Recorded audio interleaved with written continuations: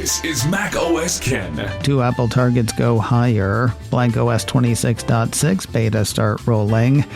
And on your mark for the next Apple Watch Activity Challenge. It is Wednesday, the 27th of May, 2026. I'm Ken Ray, and this is news from macOS Ken, brought to you by yours truly and sponsored by Copilot Money. Your money, beautifully organized. Get 2 months free with offer code macOSKen at copilot.money/macOSKen. This show is also supported by people like you, patrons through Patreon. Find out more and add your support at patreon.com/macOSKen. Excitement from the financial front heading into WWDC, including a couple of raised targets. We'll start with a piece from Yahoo Finance that had BofA analyst Wamsi Mohan opining on Apple and artificial intelligence. What's really got him now is Agentic AI and how Apple's insular ecosystem positions the company for it. So I guess we should start with what that is. According to a post from MIT, Agentic AI is a new breed of AI systems that are semi or fully autonomous and thus able to perceive, reason, and act on their own. Different from the now familiar chatbots that field questions and solve problems, this emerging class of AI integrates with other software systems to complete tasks independently or with minimal human supervision. No, Apple hasn't had a good chatbot, but Mr. Mohan does not care. In an agentic world, reads his note, value accrues to the platform that controls user intent, personal context, app access, permissions, identity, authentication, payments, and trust. The smartphone is the scaled consumer device where those factors already converge. If AI assistants become the new front door to search, apps, commerce, scheduling, payments, and workflow completion, we think Apple could have meaningful leverage over model providers, app developers, merchants, advertisers, and payment networks. Man, this pot of water is starting to feel kind of warm, isn't it? Oh well. The way Mohan sees it, Apple doesn't need to own the best frontier model if it owns the trusted interface that routes intent across local models, Apple-controlled cloud models, external models, and app actions. Where have I heard that before? Oh yeah, I remember right here when I said something similar months ago. When analysts, investors, and pundits were beating up on Apple for being behind in AI of its own, I asked what analysts, investors, and pundits thought consumers were going to run these AI, let's call them solutions, on. But what do I know? I'm just a simple caveman. Mr. Mohan has a buy rating on Apple shares.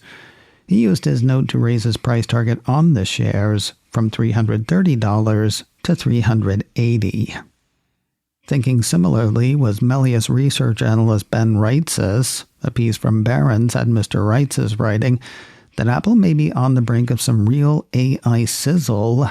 The world is ready to use voice commands as a computing interface, and Apple may rise to the moment. The analyst thinks the improved Siri Apple is finally expected to out has the potential to replace ChatGPT for the 2.5 billion people using Apple products. The way Reitzes sees it, the smarter Siri could turn up as an agentic interface that can further differentiate the Apple ecosystem and ignite a level of excitement with developers not seen since the early days of the App Store. Yeah, remember when developers liked the App Store? If the agentic Siri delivers the way everyone thought a smarter Siri would a couple of years ago, that could be big for iPhone, which is already pretty big. Reitzes sees the potential for such improvements to drive a massive new product cycle that keeps iPhone growth going. Mr. Reitzes has a positive rating on Apple shares. He used Tuesday's note to raise his price target on the shares from $355 to $385. iPhone looks to have clocked growth in China last month. 9to5Mac has word on the latest numbers from the China Academy of Information and Communications Technology. Interestingly, surprisingly even, smartphone shipments in China were up in April, rising 2.8% versus April of last year. Most of those, just over 86% or 22.1 million units, were domestic brands according to the Academy. That leaves 14%, roughly 3.5 million units, probably mostly for Apple. While other non-Chinese brands do sell in China, iPhone tends to be the only import with real traction in the Middle Kingdom. Unfortunately for market trackers, the Academy doesn't break its numbers down by brand, so we're left to guess.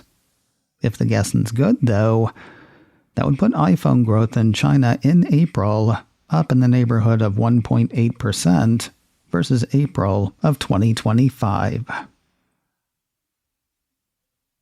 More news in a moment, but first a word from today's sponsor, Copilot Money. Your money beautifully organized. Do you know how many recurring payments hit your accounts every month? No doubt you stay ahead of them, but knowing exactly how much, exactly when, that's the kind of info you might want to have at your fingertips. And that's what Copilot Money does. Gathers your financial information in a way that's easy to access and up to date. Let's be clear, easy for you to access. Built with privacy in mind, Copilot Money has no ads, no upsells, and will not sell your information. Subscriptions, savings, deposits. Copilot Money puts all of that and more in a great interface on the web, as well as beautiful apps for the Mac, iPhone, and iPad, with seamless integration across all of it. Keep track of your money with Copilot Money. Right now you can get 2 months free with code MacOSCan at copilot.money/MacOSCan. Featured by Apple as an app we love and a must-have financial app, you can try it free for 2 months with offer code MacOSCan at copilot.money/MacOSCan. Copilot Money. Your money beautifully organized.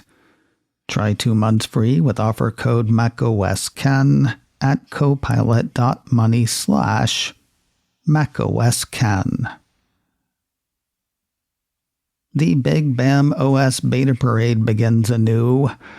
Mac Rumors ran a piece Tuesday that had Apple seeding the first developer betas of iOS and iPadOS 26.6.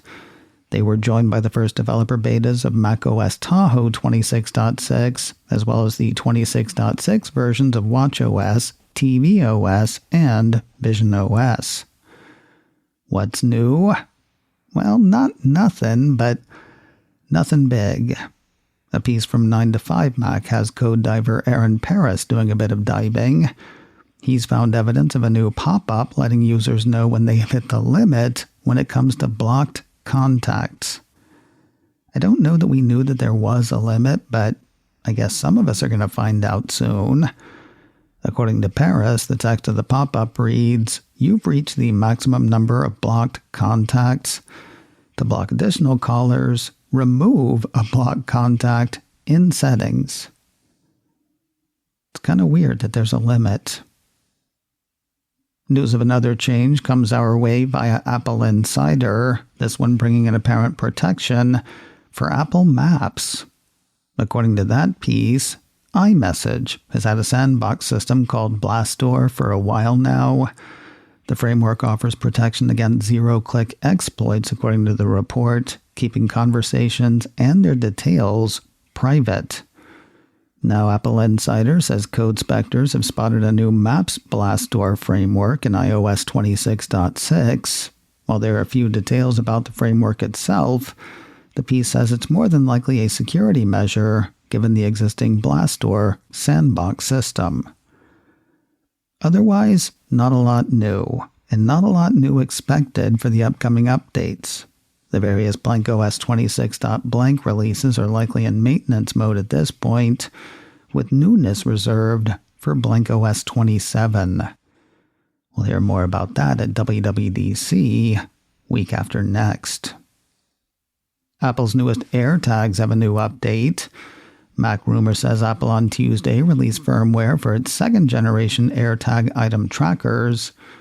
No word at this point on what's new. The site figures it'll be bug fixes and other stuff under the hood. A closed Apple store has reopened for business. Mac Rumor says Apple Passeig de Gràcia in Barcelona, Spain, is up and running after a 3-month renovation. According to the Spanish blog Apple Sfera, according to Mac Rumors, the big video wall that used to be there has been pulled with a dedicated online order pickup station taking its place. The seats and indoor trees around where the screen used to be are gone now, and the store's terrazzo floor has received a brighter white finish. And finally today, if you're a runner and you've got an Apple Watch, you may want to carve out some time this time next week. 9 to 5 Mac says next Wednesday, the 3rd of June, is Global Running Day. With that comes the next Apple Watch Activity Challenge. According to the piece, users will need to log a run of at least 5K or 3.1 miles in distance. Do that and you'll get the usual virtual medallion and a set of animated stickers. I have fallen back off the running wagon. This is one I will not get, but best of luck to all you people running around the world. macOS Ken, brought to you by me and sponsored by Copilot Money. Get 2 months free with code macOSKen at copilot.money/macOSKen. This show is also supported by people like you, patrons through Patreon. Find out more in that your support at patreon.com/macOSKen. Advertising handled by Backbeat Media, online at backbeatmedia.com. You can find me on Mastodon, macOSKen at mastodon.social. You can also send me an email, info@macOSKen.com. Until next time, that is news from macOS Ken. I'm Ken Ray.